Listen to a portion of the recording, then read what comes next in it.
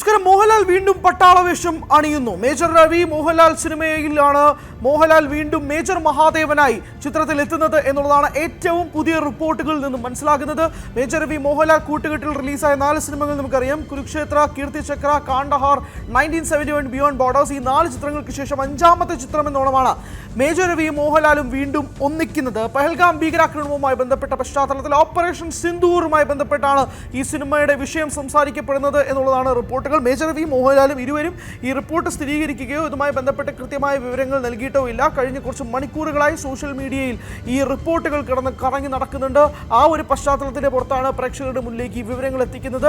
Major Ravi സംവിധായകനാകുന്നു, Mohanlal വീണ്ടും പട്ടാള വേഷത്തിലെത്തുന്നു എന്നുള്ളതാണ്. നമുക്കറിയാം, ഇത്തവണത്തെ 2025 ദാദാസാഹേബ് ഫാൽക്കെ പുരസ്കാരം ലഭിച്ചതിന് ശേഷം വീണ്ടും മോഹൻലാൽ പട്ടാളവേഷം അണിഞ്ഞുകൊണ്ട് എത്തിയത് നമ്മൾ കണ്ടതാണ്.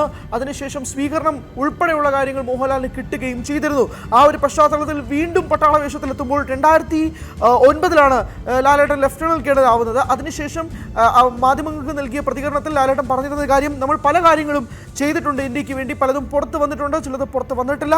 തുടർന്നും സിനിമകളിലൂടെ വീണ്ടും മുന്നോട്ട് വരും, കൂടുതൽ ജനങ്ങളിലേക്ക് കാര്യങ്ങൾ എത്തിക്കുമെന്ന് ലാലേട്ടൻ അന്ന് മാധ്യമങ്ങൾക്ക് മുന്നിൽ പറഞ്ഞിരുന്നു.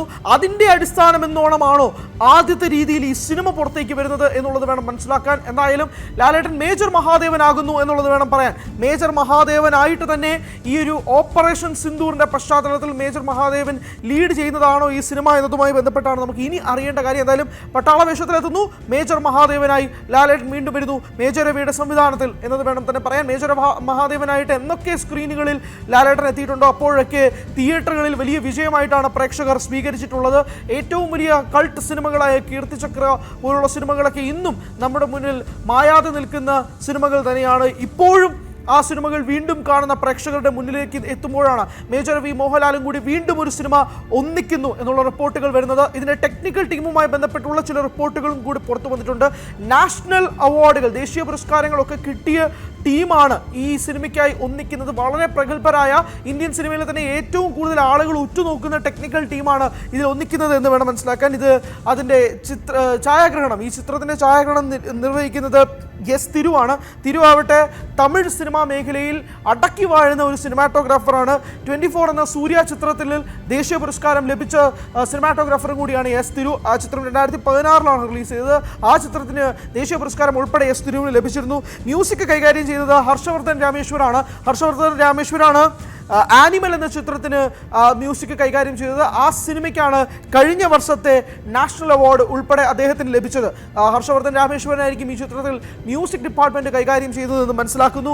ഫൈറ്റ്സ് കൈകാര്യം ചെയ്യുന്നത് കീച്ചയാണ്. കീച്ചയാവട്ടെ ബാഹുബലി 2 ദ കൺക്ലൂഷൻ എന്ന സിനിമയ്ക്ക് വേണ്ടിയിട്ട് സ്റ്റണ്ട് കൊറിയോഗ്രഫി നിർവഹിച്ച വ്യക്തിയാണ്. അതിലൂടെ ദേശീയ പുരസ്കാരം ഉൾപ്പെടെ ലഭിക്കുകയും ചെയ്തിരുന്നു. ഇപ്പോൾ മലയാള സിനിമയിൽ വേറൊരു ഫൈറ്റ് ചെയ്തുകൊണ്ടിരിക്കുകയാണ് കീച്ച. അത് ആന്റണി പെപ്പെ നായകനാവുന്ന കാട്ടാളൻ എന്ന സിനിമയുമായി ബന്ധപ്പെട്ടാണ്. കാട്ടാളനിൽ ഫൈറ്റ്സ് കൊറിയോഗ്രാഫി ചെയ്യുന്നത് കീച്ചയാണ്. അങ്ങനെ ഒരു ബ്രഹ്മാണ്ഡമായ ടെക്നിക്കൽ ക്രൂ തന്നെയാണ് ഈ സിനിമയിൽ അണിനിരക്കുന്നത് എന്ന് വേണം തന്നെ മനസ്സിലാക്കാൻ. മോഹൻലാൽ വീണ്ടും മേജർ മഹാദേവന്റെ വേഷം അണിയുമ്പോഴേക്കും പ്രതീക്ഷകൾ വാനോളം തന്നെയാണ്.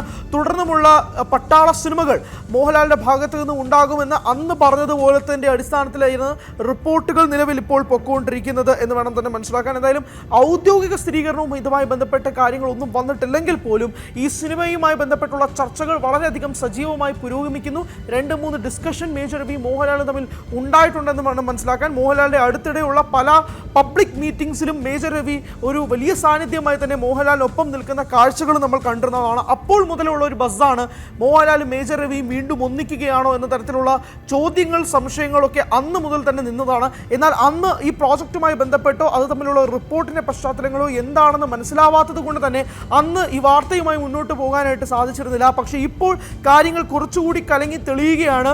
മോഹൻലാൽ വീണ്ടും മേജർ മഹാദേവനായി, ഇതൊരു സാധാരണ പട്ടാള സിനിമയേക്കാൾ ഉപരി മേജർ മഹാദേവൻ എന്ന ഐക്കോണിക് കഥാപാത്രം, മലയാളി പ്രേക്ഷകർ എന്നും നെഞ്ചിലേറ്റിയ ആ ഒരു പട്ടാള വേഷം ലാലേട്ടൻ കൈകാര്യം ചെയ്തത് അത്രമേൽ നമ്മളെല്ലാവരും സ്വീകരിച്ചൊരു കഥാപാത്രം. ആ കഥാപാത്രത്തിലൂടെ തന്നെയാണ് ഇത്തവണ ഒരു സ്പിൻ ഓഫ് എന്ന രീതിയിലായിരിക്കാം ചിലപ്പോൾ ആ കഥാപാത്രത്തെ മാത്രം കൊണ്ടുവന്ന് ഒരു പുതിയ പശ്ചാത്തലത്തിൽ മേജർ രവി ഈ സിനിമ ഒരുക്കുന്നത്. എന്തായാലും ഒരു കാര്യം വ്യക്തമാണ്, പെഹൽഗാം ഭീകരാക്രമണത്തിന് ശേഷം ഇന്ത്യ നടത്തിയ ഓപ്പറേഷൻ സിന്ദൂറിന്റെ പശ്ചാത്തലത്തിൽ തന്നെ ആയിരിക്കും ഈ സിനിമയുടെ കഥ പറയുന്നത് എന്നുള്ളതാണ്. നമ്മളെയൊക്കെ വളരെയധികം ഇന്നും ഓപ്പറേഷൻ സിന്ദൂർ എന്ന് കേൾക്കുമ്പോൾ നമുക്കൊക്കെ അഭിമാനം കൊള്ളുന്നതും നമുക്കൊക്കെ രോമാഞ്ചം കൊള്ളുന്ന ഓരോ ഭാരതീയന്റെയും മുന്നിൽ നിന്നുകൊണ്ടാണ് ലാലേട്ടൻ ഇപ്പോൾ ദാദാ സാഹേബ് ഫാൽക്കെ പുരസ്കാരത്തിന് ശേഷം ഇപ്പോൾ ഈ ഒരു സിനിമയുമായി മുന്നോട്ട് പോകുന്നതെന്നാണ് റിപ്പോർട്ടുകൾ. 2026 അതായത് അടുത്ത വർഷം തന്നെ ഈ സിനിമയുടെ ചിത്രീകരണം ആരംഭിക്കുമെന്നതും കൂടി വ്യക്തമാകുന്നു. 2025 മോഹൻലാൽ എത്രമാത്രം ഗംഭീര വർഷമായിരുന്നു.